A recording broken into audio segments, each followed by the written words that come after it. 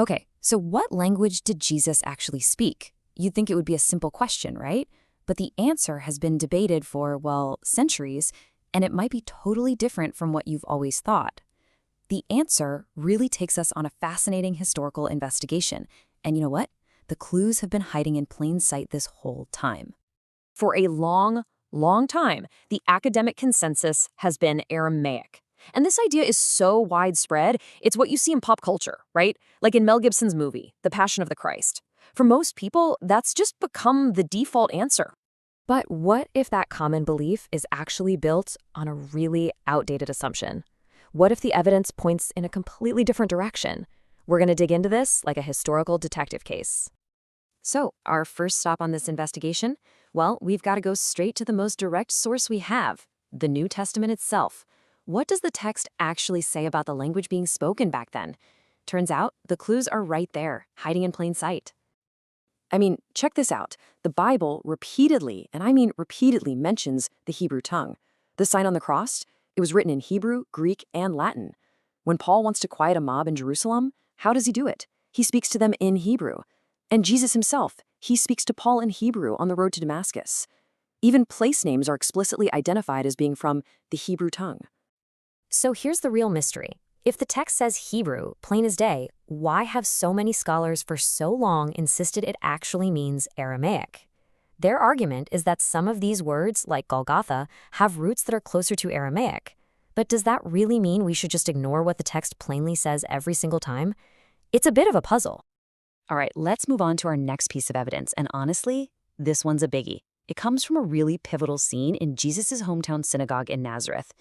And the most important clue isn't what's there, it's what's missing. Okay, so picture this. The scene is set in Luke chapter 4. Jesus stands up in his local synagogue to read from the scroll of the prophet Isaiah. He reads the passage, rolls the scroll back up, and then starts to teach, saying, "This day is this scripture fulfilled in your ears." And everyone is just amazed.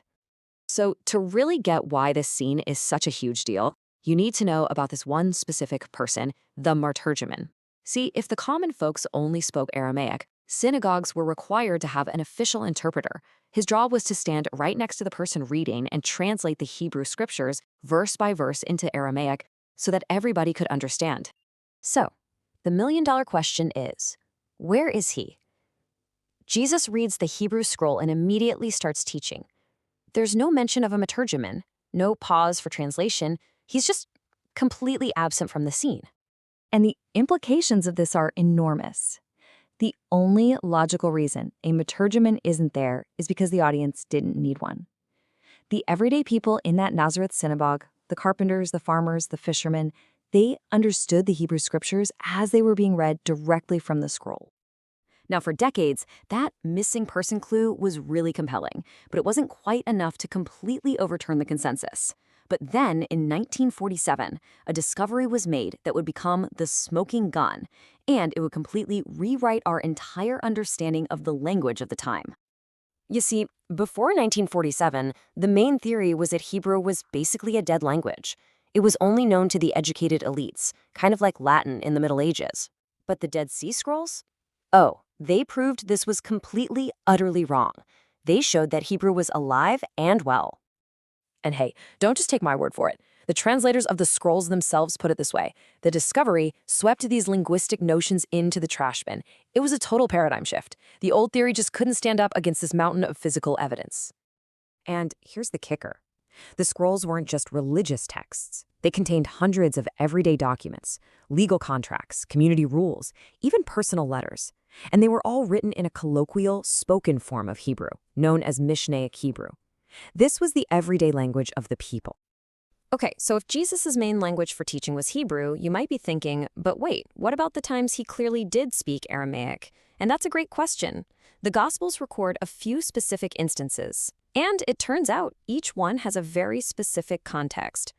Two of the most famous examples are Talitha Kumi, which means little girl arise, and Ephatha, meaning be opened. So what's the common thread here? Well, both of these miracles took place in Gentile or non-Jewish regions. Jesus was using Aramaic as a kind of bridge language to communicate with people outside of the Jewish community.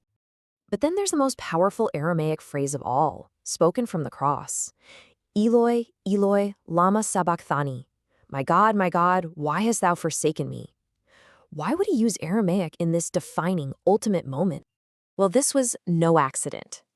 The language itself was the message. For Jews at the time, Aramaic was specifically associated with dirges, laments for the dead. By crying out in this language, Jesus was identifying with the sorrow of all humanity, Jew and Gentile alike, in a moment of absolute suffering. And this brings us to an even deeper level of understanding. For the people of that time, Hebrew and Aramaic weren't just two different languages. They really represented two completely different worldviews, one sacred and one, well, not so sacred. And this slide really shows you just how stark that contrast was. I mean, it's night and day. Hebrew was called the Holy Tongue, used for worship and for daily speech. But Aramaic, the language of their former captors in Babylon, was held in real disdain. One ancient text even calls it the language of the evil force, and it was only really used for things like dirges and legal contracts. And, this isn't just some later tradition they tacked on. This symbolic split is embedded right there in the Old Testament itself. Take the book of Daniel, for instance. It's written in both languages. It uses Aramaic for visions about earthly kingdoms and judgment, but then it switches to Hebrew for visions of divine redemption and the cleansing of the sanctuary. But the story doesn't end there. In one of history's great ironies, the language that was so looked down upon would go on to play an absolutely astonishing role in the future of Christianity. That's right, Aramaic in its Syriac form became the official language of the Church of the East, and this was one of the most incredible missionary movements in history. These people took the Christian message by foot all the way from Antioch to China and India. The language of dirges became a language that spread the gospel across an entire continent. Ultimately, this whole story just goes to show how languages can be used to build walls or to build bridges. It's a powerful reminder that a message of love can triumph, even through a language that was once associated with oppression. And it kind of leaves us with a question to ponder, doesn't it? What walls of separation are we building with our own words today?